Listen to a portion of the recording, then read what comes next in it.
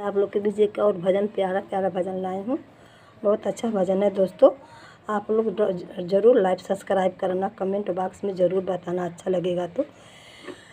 कबले बाहा मारो खबरिया हे मुरलिया वाले, कबले बाहा मारो खबरिया हे मुरलिया वाले।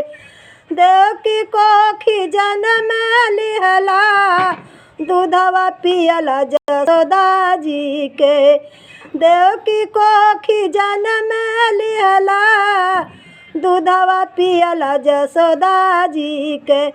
कठिन बातु हरो लारिया हे मुरलिया वाले, कठिन बातु हरो लारिया हे मुरलिया वाले।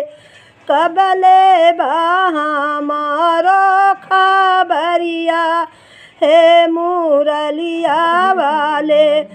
रुक्मिणी से राधिका से प्यार कैला, रुक्मिणी से ब्याह कैला।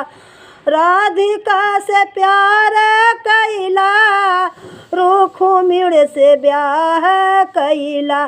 रुक्मिणी के लेके गैला हरि के द्वार हे मुरलिया वाले।